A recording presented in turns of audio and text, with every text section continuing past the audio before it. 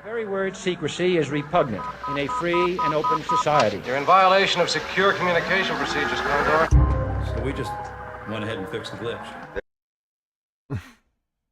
There is no America. There is no democracy. Our fifth objective, a new world order. There are no nations. There are no peoples. There are no Russians. There are no Arabs. There are no third worlds. There is no West. Right-wing conspiracy. What do you call it when the assassins accuse the assassin? A new world order. Thank you for plugging in to the Stones Unturned podcast. Well, just a second there, Professor. We fixed the glitch. I'm your host, Professor Thomas Henry Horan. He reads everything. Hello there, my beautiful, bountiful, bodacious boosters. You better bet your bippies he reads everything. He doesn't always write everything. So after yesterday's impromptu, I sat down and made some notes.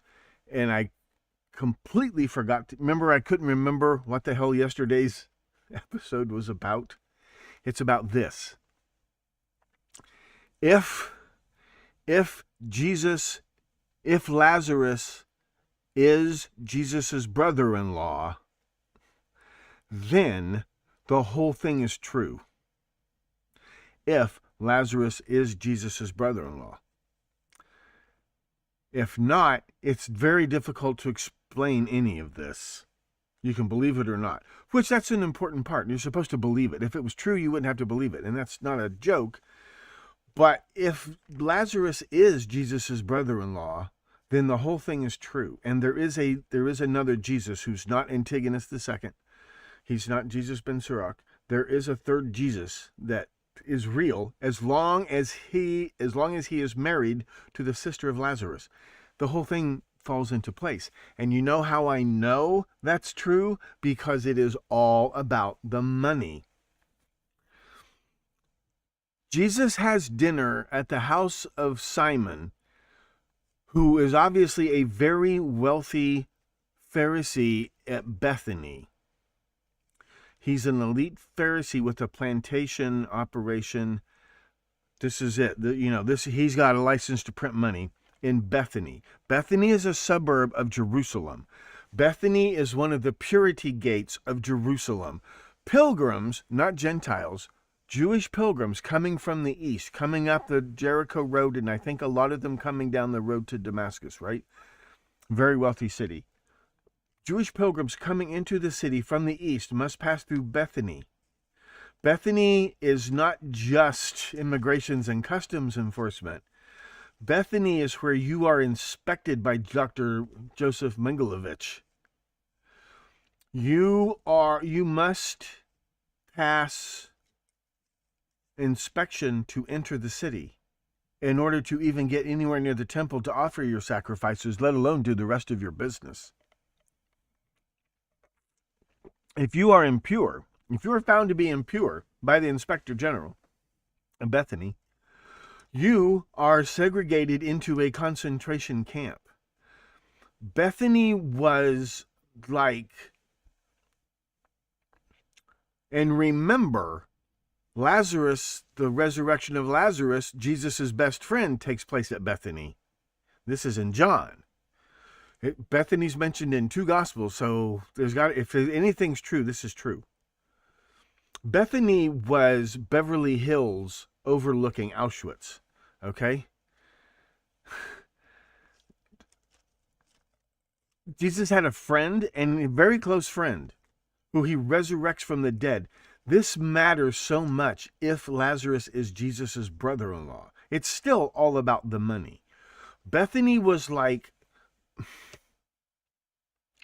Got slides out of order. Fuck. Bethany was Beverly Hills overlooking Auschwitz. And the main Bethany plantation was this... slave labor. If you were... the word used for leper in the Bible just meant unclean.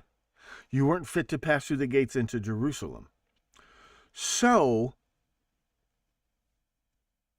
first of all, you would have to hire a barrister.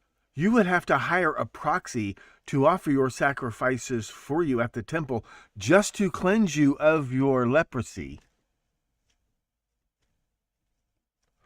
So you fall into this trap of paying cash money to have your sacrifices performed, and then you can get out of this camp. If you're unclean, you're not allowed out of the camp. You can't even go home. And if you can't pay, you have to work off your debt. While you're staying there, if you don't have money to pay for food, you have to work off your debt. You have to work off your room and board.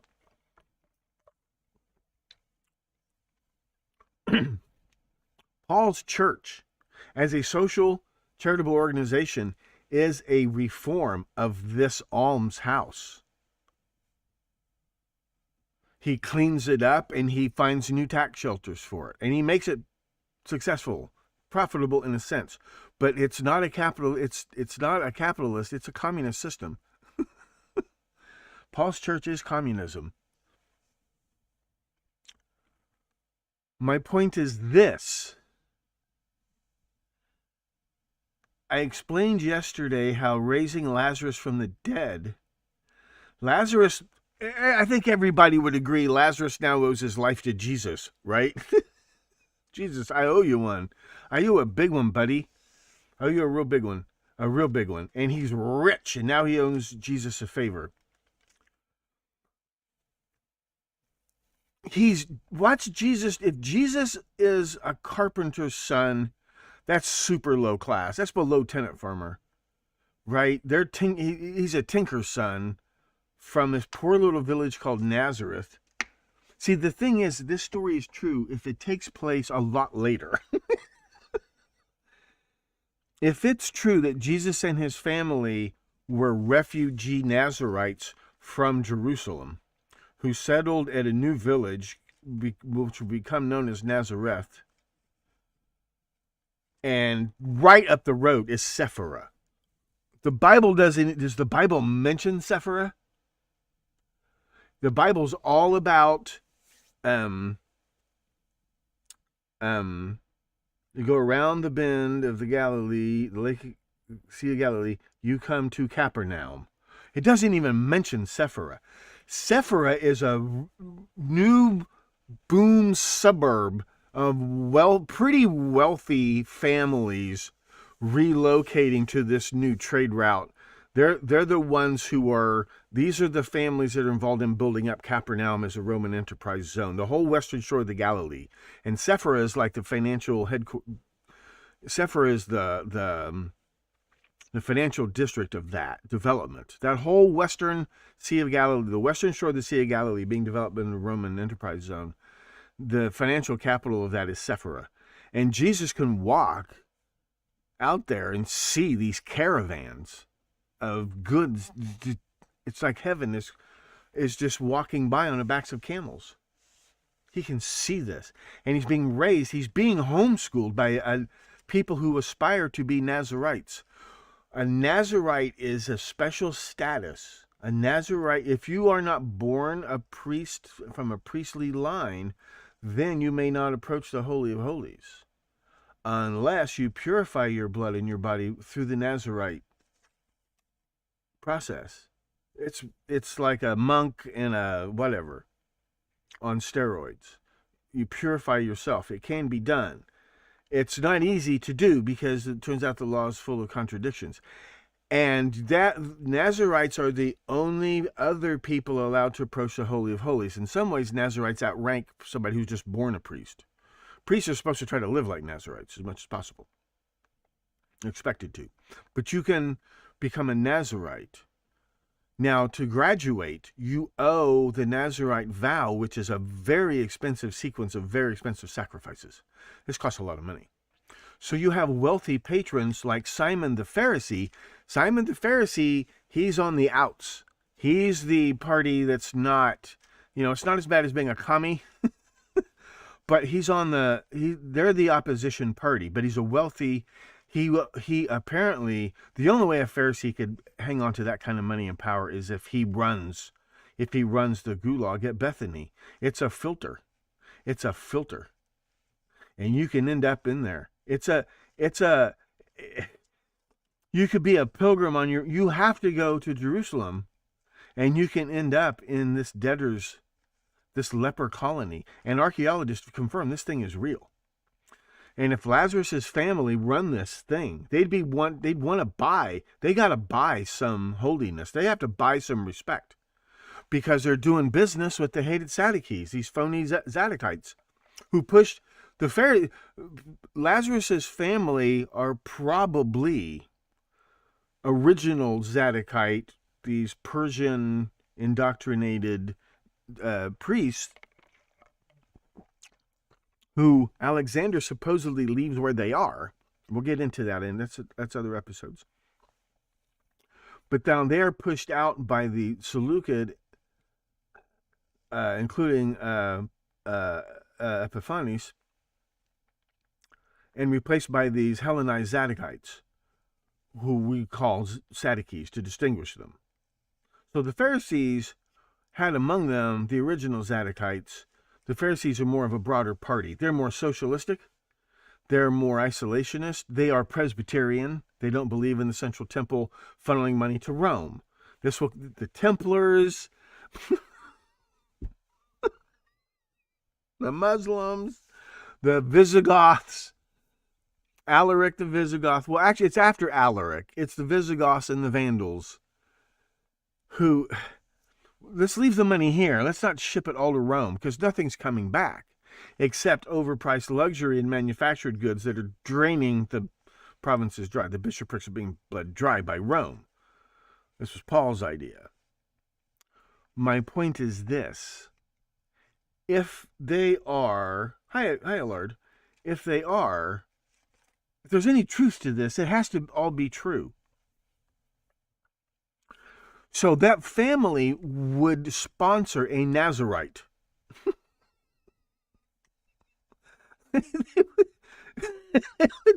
They would pick up the tab. They would remit the cost of the sacrifices that needed to be made whenever a Nazarite felt commanded by God to make one of these wealthy sacrifices.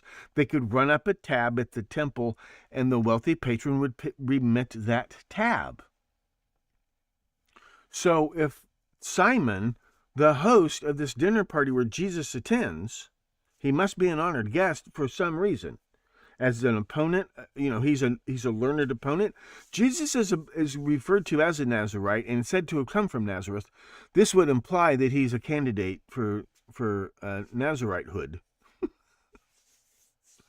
See, you're not a Nazarite for life. You got to keep up the sacrifices to keep your status. But they're the only ones allowed to audit the books, and they're blowing the whistle on this whole thing. So they've got some Pharisee sponsors, and this sounds like Simon of Bethany, who invites Jesus. And Jesus sits at the high table at this big dinner party. And Jesus also has this BFF named Lazarus, who's rich enough to have his own tomb when he dies, and Lazarus dies without a wife or sons. Jesus, they're in their 30s. If they're friends, they're in their 30s. And this Lazarus is living and dying and living again in Bethany. If they're that wealthy and they're connected,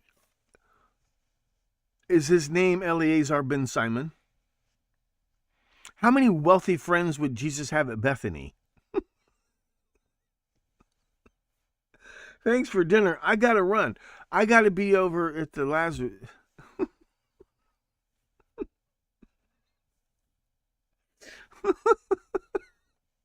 This was a $10,000 a plate dinner, and he has to run.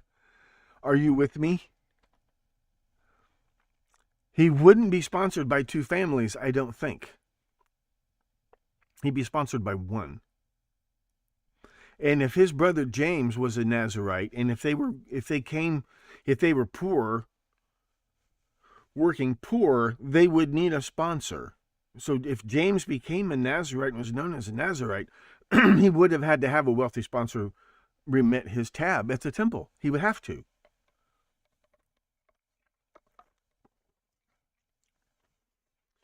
And this whole thing about Lazarus' sister treating Jesus like a husband in every way, and then later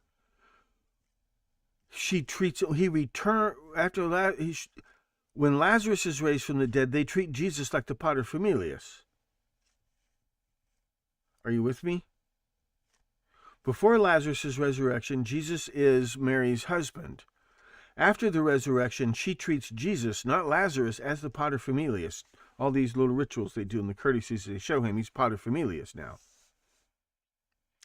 So what? Well, if this Jesus guy, who's already getting known as a Nazarite, and his brother's known as a Nazarite, they not only have sponsorship from the house of Simon and Bethany,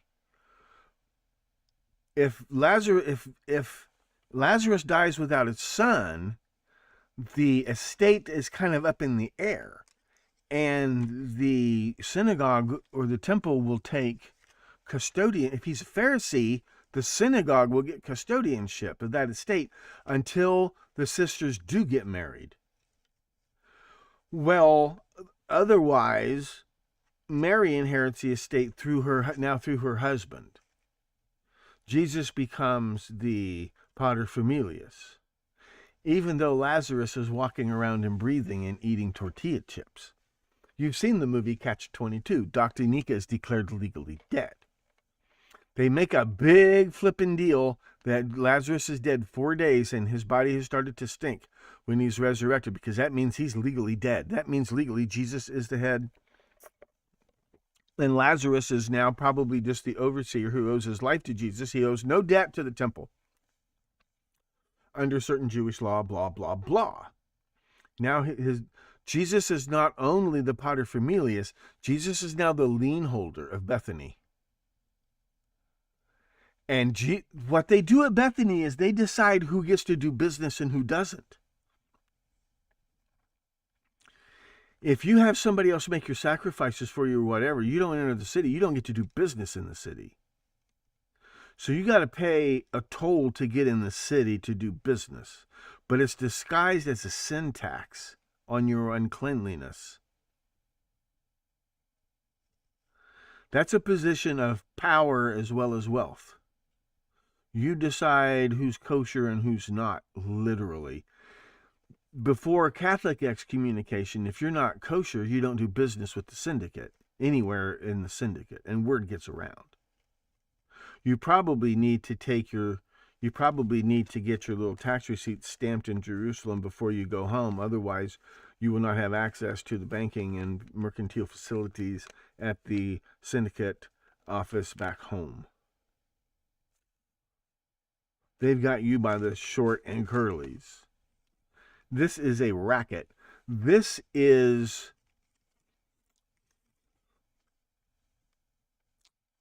and Jesus is about to take this over, maybe. Jesus is supposedly seen as a major threat to the establishment in Jerusalem, which includes the secret ties to the Caesars themselves through Egypt and through the shadow bank at Leontopolis.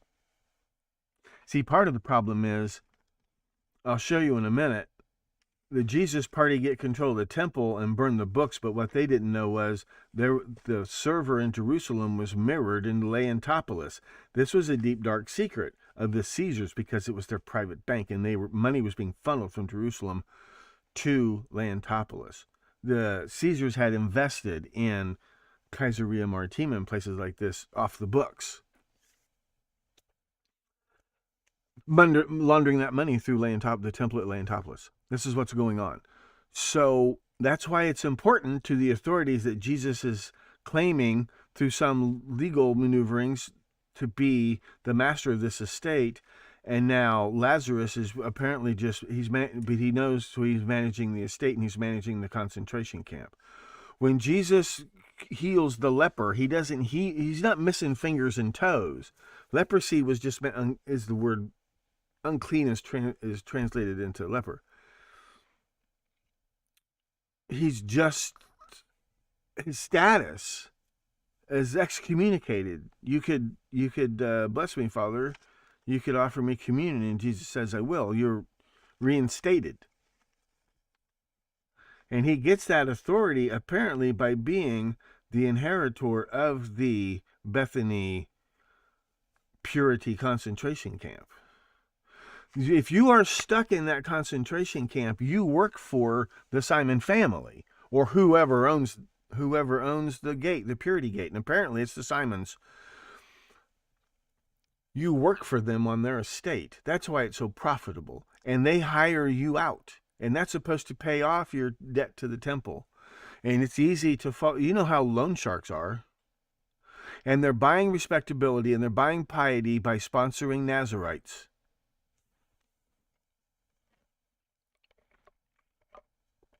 But as Pharisees, they are in opposition to the Sadducees.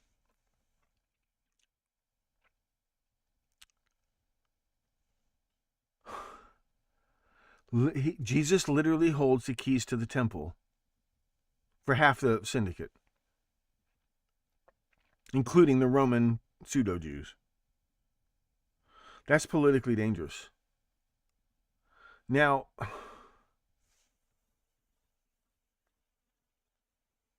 that's why these genealogies of Jesus matter so much, because the Jews already have a king recognized by Rome, Herod Agrippa. He is the Messiah. He has it. They are soci. He is no longer subordinate. Agrippa wears the purple of a senator, not the purple of an Eastern. There's the Roman dark purple of a senator. There's the scarlet of the Caesars, and in between there's the light purple that we're familiar with of the Kyrios. There are a lot of different shades of purple. And they all mean royalty and royal blood in different ways. The wine dark sea. Ooh. So, Jesus being descended from David, a crypto Jew, he doesn't act like a Jew, but oh, he's a Jew. And guess who comes up with that? The Bible is the conspiracy theory about the Jews secretly run everything because all the kings are secretly Jews. All the presidents are secretly Rothschilds. Oh, sorry, Rothschild. That actually matters a lot. That kind of whitewashing matters. It goes all the way back to this. There's a Jew named Boethus who's the richest man in the world, literally. He figures huge in this. It's all about the money.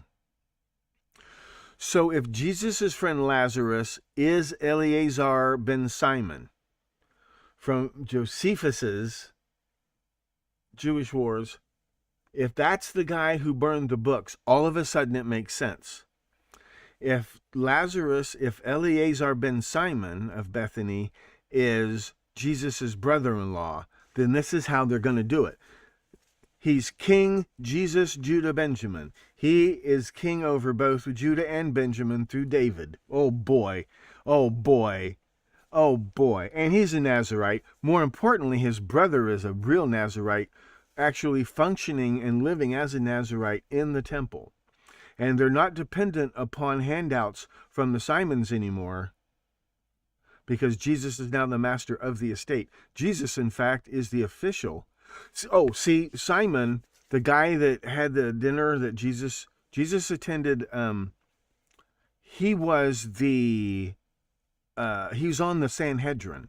So he's like a senator at the temple, a Jewish senator, a Pharisee senator on the council of the Sanhedrin. So Jesus inherits that seat. They rotate. There is a power sharing arrangement. Only a Sadducee can be a high priest. But a Nazarite can still approach the Holy of Holies and audit the books. He cannot offer sacrifices, and he cannot forgive sins like a priest. But he can audit the books. He can also anoint a new king. If he becomes can a Nazarite become high priest? What you are getting into here is Lazarus being in a position, if he's Jesus' brother-in-law, he can't be high priest and get his hands dirty running a concentration camp. These are all Jews, by the way, at the same time. Can't do that. His brother-in-law must take over the estate. How can they arrange that? Well, Lazarus is declared legally dead. Now he's been resurrected as a Nazarite. Do you get it? This can all be true, if it's all true. It all has to be true. So you have the pretender king, Jesus, Judah, Benjamin. Let's call him that. Let's call him a real political figure of the time. He has married into the right kind of money. The right kind of money. He now has authority to decide who's a clean Jew and who's not. He has the right to forgive sins, yes or no. This was a power apparently held by the Lord of Bethany at the purity gate. Your sins are forgiven, so now you can approach the city and do business. This is not something Jesus invented. This is something Jesus appropriates by marrying into the family and becoming the primary heir. And that's important to the Simon family because Jesus apparently has some kind of documentation that he is Jesus, Judah, Benjamin, the rightful heir to the throne of David and Solomon. Because it's in there. They didn't sit down and make it up. They got it from someplace. Okay? And if his brother becomes a Nazirite, can he anoint Jesus King of the Jews? This is all about the legalities of it. And this is all about the legalities of the money. Because this is all about who is responsible for the money. The high priest, who must be a Zadokite, which is hijacked by the Sadducees, is responsible for the money. He's the vicar of Yahweh, the kingdom of Yahweh. But what if Jesus becomes king? Now, during the revolt, this is why this all has to happen later. Because Eleazar ben Ananias, the son of the high priest who turns against the father, the hippie son of the high priest, he joins basically the Pharisee cause against his father, the high priest Ananias, a phony Sadducee. In order to turn against his father, he rushes in to the inner sanctum of the temple and bolts all the doors. He locks himself in and says his father's wrong. Father's a hypocrite. He would have to die and be dead to his father, because otherwise he has inherited the high priesthood that he says is untrue. If he died to his father's line, if he died to his patrilineal line and was reborn with a new father like Jesus, but kept the priestly blood, that would work, wouldn't it? What if Lazarus is Lazarus, the one resurrected by Jesus, is Eleazar ben Ananias, a legitimate high priest but now he has a new father in Jesus? That would work, wouldn't it? Legally, you get the right judge. Your Honor, I make a motion. Your Honor, I move that this court receive a donation from the Church of the Here and Now.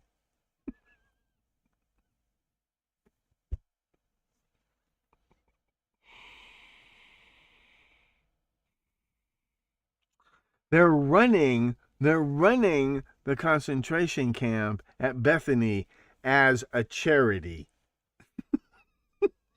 I'm not kidding.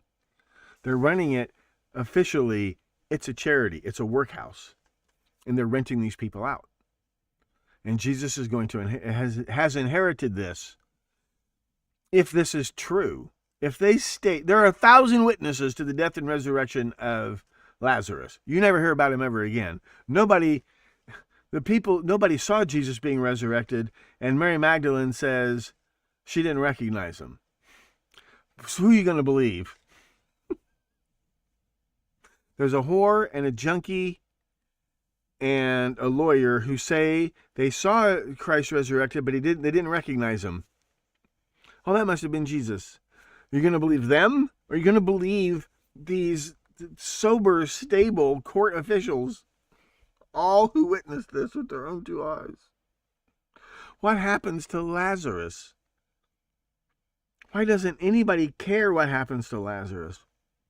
Now, there is a story that says that the Sadducees put a bounty on Lazarus's head.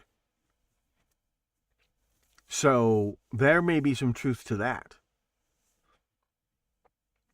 But there would be a reason for, if he's Eleazar ben Ananias, there's a reason right there for him to symbolically die and be born with a new father. That would be interesting. The thing is, when the Romans rush the temple, they don't find Eleazar ben Ananias' body anywhere. He vanishes. What they find is Eleazar ben Simon. They find Lazarus, the son of Simon. Jesus is an honored guest in the house of a wealthy man named Simon, and he's best friends with a young man named Lazarus. And there's a Lazarus, son of Simon, who replaces Lazarus, son of Ananias, in the temple. In the temple takeover, the temple sit-in. They take over the temple. There's actually, according to Josephus, if you believe any of that horseshit, there's one group has control of the temple sanctuary, another group has control of Herod's new marketplace, tourist trap, courtyard of the temple, and there's another group that has control of the rest of the city, and then there's the walls keeping out everybody else, including the Romans. If you believe anything that Josephus tells you. His story about Masada is pure horseshit. We know that. It's all Roman propaganda. But if there's any truth to it, it's Eleazar ben Simon who burns the books. Eleazar ben Simon has wiped out the debt record. The concrete headlock that the Sadducee, phony Zadokites have, which is control of the books, is gone. The money is all gone. A Pharisee, here's the thing. The Sadducees were more paper money than landed gentry. The Pharisees got stuck with taxable land. Now a Pharisee like Simon of Bethany or his heirs would now, under the tax jubilee, by de facto tax jubilee, collect what, motherfucker? Because they're keeping the books a secret. They only have one set of books. But what will complicate matters down the road is there's a mirror of this Jerusalem server being kept at Leontopolis. But they can't just say that because Leontopolis isn't supposed to exist. First of all, it's not supposed to be another Jewish temple. That right there is a violation of the Jewish temple law. Thou shalt have no other temple before me. So they can't claim they found there's a mirror because legally the mirror is not supposed to exist. It gets complicated, you will see, and it is all about the money. None of this makes any sense in the early part of the first century, but it all makes sense around the 60s and 70s. It makes perfect sense. All of it fits perfectly. And a few stories, there's Antigonus II, who was crucified, the only king of any nation the Romans ever crucified, was crucified in 37 BC by Mark Antony, who makes Pontius Pilate look like a Girl Scout.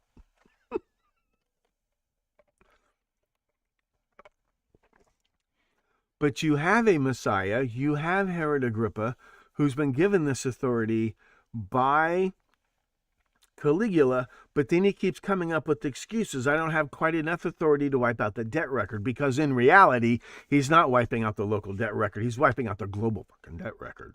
They're all in it up to their eyeballs. It's collateralized debt obligations used to finance loans to buy collateralized debt obligations, and those loans are bundled into super duper collateralized debt obligations, and it all goes up in a puff of smoke when Lazarus, son of Simon, burns the books, which is exactly what Jesus' death is supposed to do on the metaphysical level.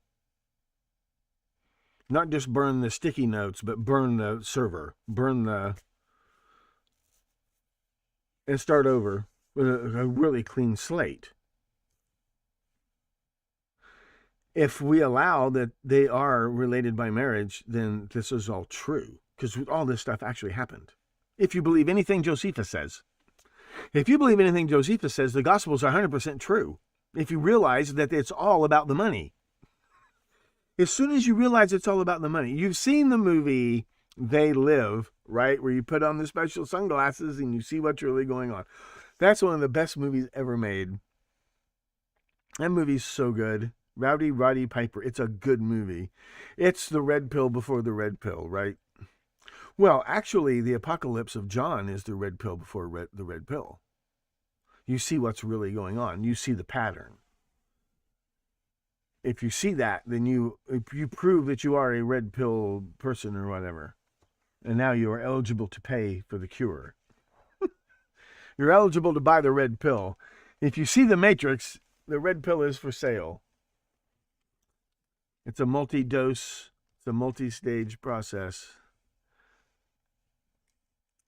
Which is kind of what's going on at Bethany. Is there another way I could purify my soul? Like literally.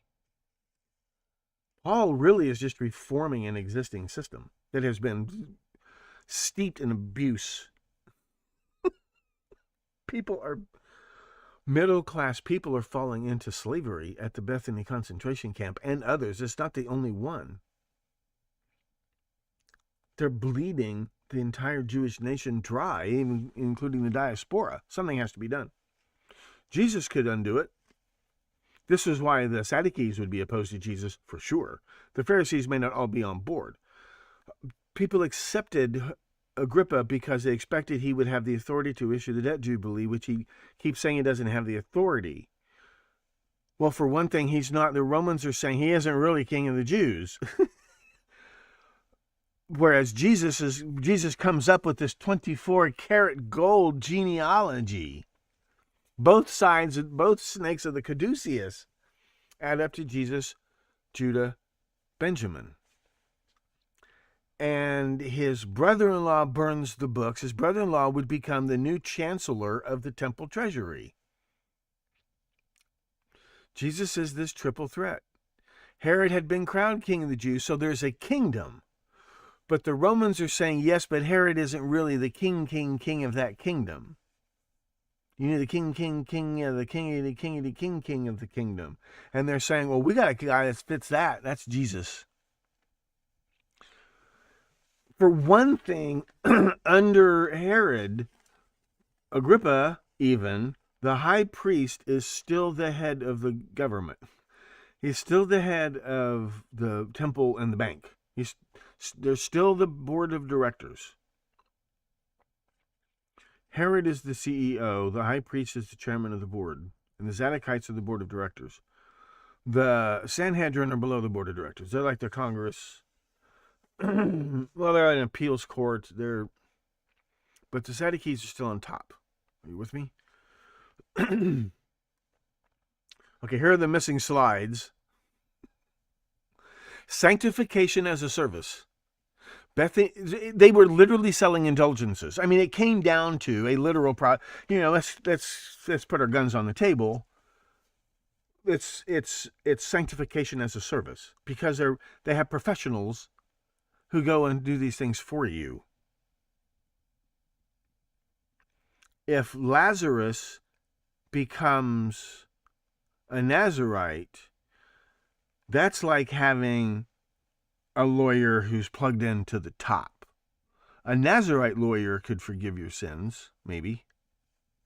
Right? The Pharisees could get their own.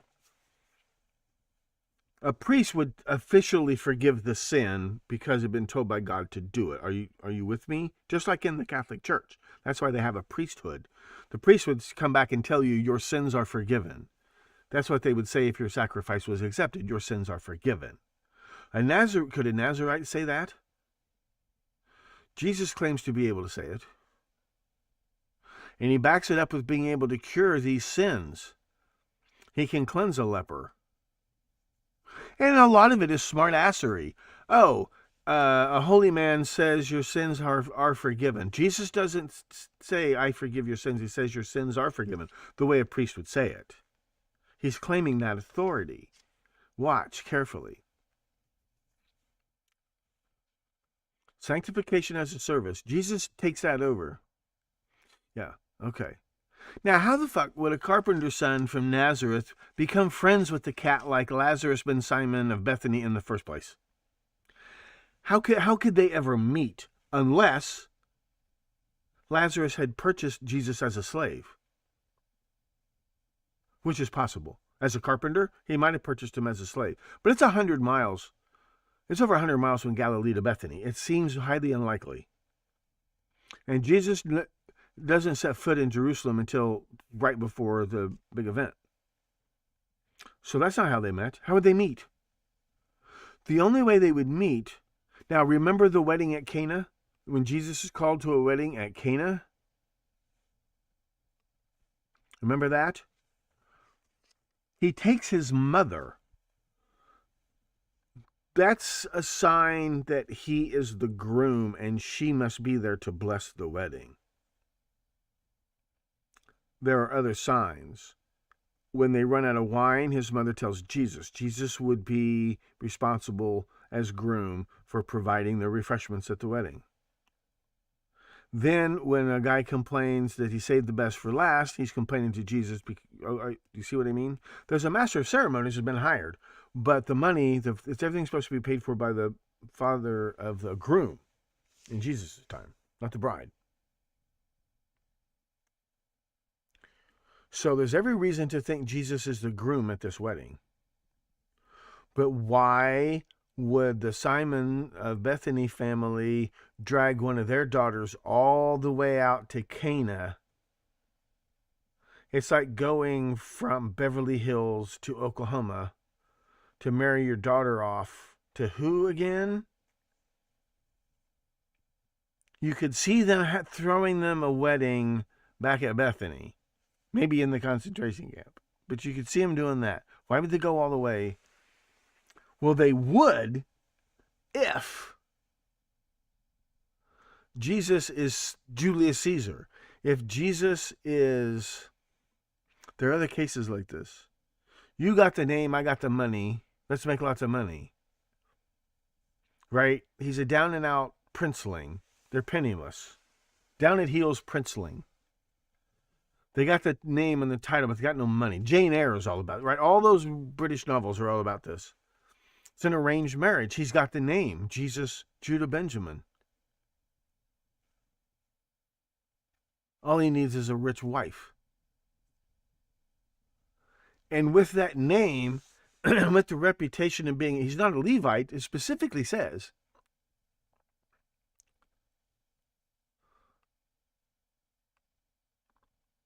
Jesus is specifically said not to be Levites, so he can't be high priest. However, if his brother-in-law, if he, his brother-in-law, and his brother are Nazarites, they could at least approach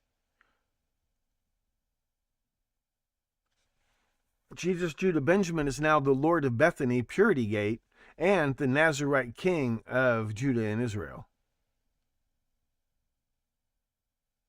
Or at least a pretender to that throne.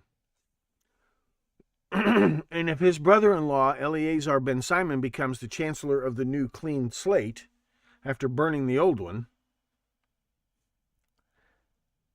and if his brother, by blood, James the Just, becomes the new high priest because the Zadokite priesthood are found to have been guilty of completely defiling the temple. I mean, they weren't lax, they were predators.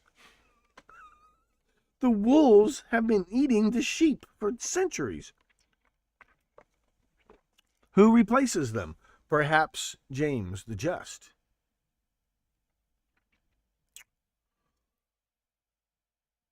Who has the authority to do that? Suppose James the Just, the Nazarite,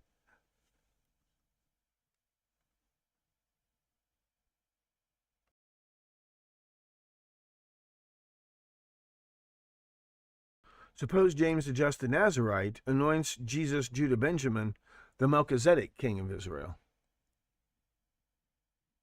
And suppose Jesus, training himself as a Nazarite and as a legitimate Davidic king of Israel, What if he makes himself a Melchizedek, king of Israel, both high priest and king in one office, like Julius Caesar, Pontifex Maximus, and first citizen, Primo Civitas or something. What was that? Are you with me? He has to be anointed. It's like and then he turns around and anoints James the just high priest. It's Melchizedek who makes Zadok the high priest, right? In the first place. And if Jesus is a Melchizedek king, this is how you pull this off. And you wipe out the debt. And it doesn't matter whether Rome admits that King Jesus has the authority to do so. Fait accompli, old boy. But what Jesus, the King of the Jews, doesn't realize is the Romans do have a thumb drive with a backup copy. The question is, are they going to be able to play this in court? I'll give you a parallel example.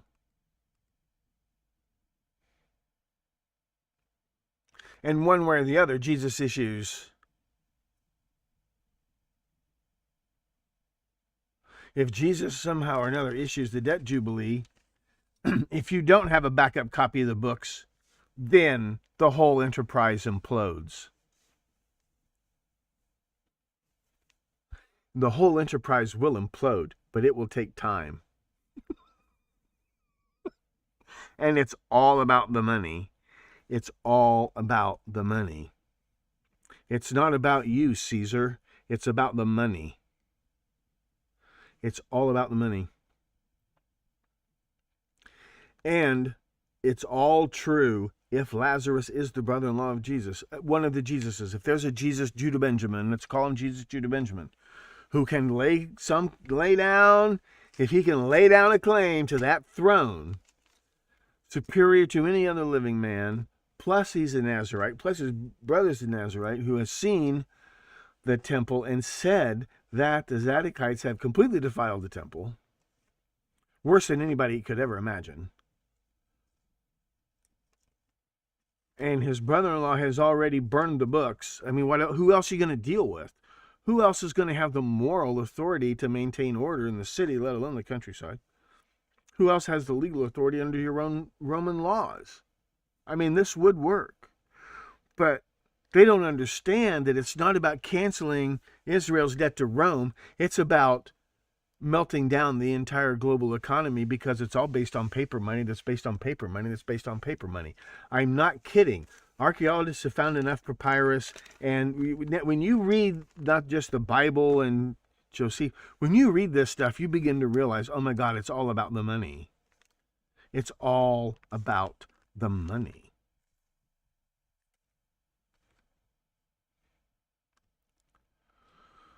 So without further ado,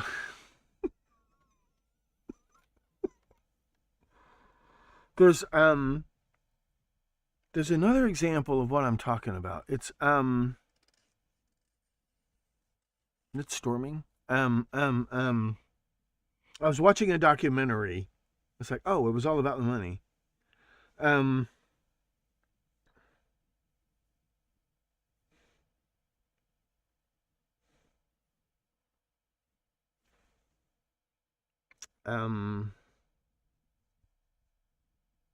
Let me go back through the slides.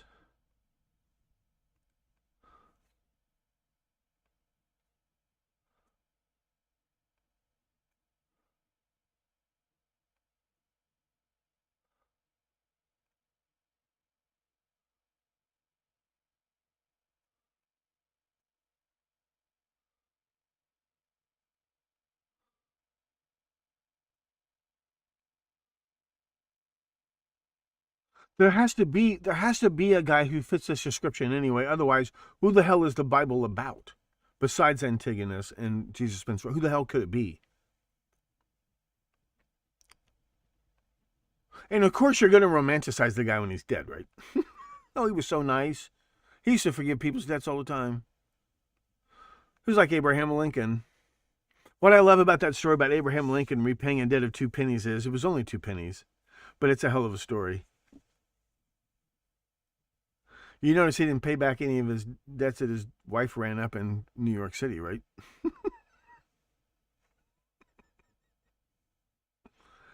There's a modern story that parallels this, a semi-modern story that parallels this.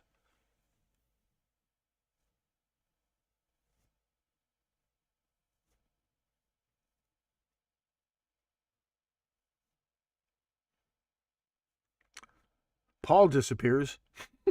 Paul disappears. Don't forget that. Paul disappears.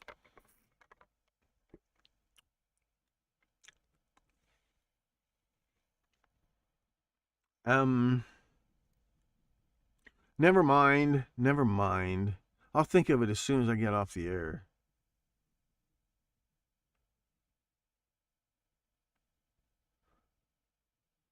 It's a documentary I just watched. I'm trying to think.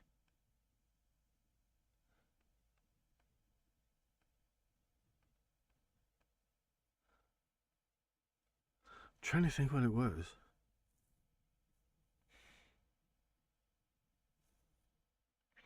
Well, I know it had something to do with the West Germany after World War II. First they create the money, then they build a state around it. And then it's like now with crypto and Trump. Like they let out these little stories leak out. Iran was going to charge a toll for passing through their half of the Strait of Hormuz. See, 3-mile limit. Part of that you have to go through Iranian waters. They're going to charge a toll. It was payable in crypto. Trump is all about cryptocurrency, right? He's all about Bitcoin. He's all about that. My question was, they created this new money, this cryptocurrency, this Bitcoin. So what state are they building around the new money? What crypto state are they building? And are they going to be taking over the Strait of Hormuz? And will they have their own nuclear arsenal?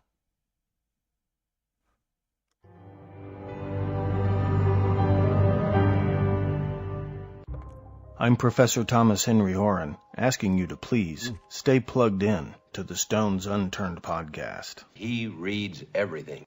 Better bet your bippies he reads everything. Remember, keep watching the skis, because it's all about the money. Mwah.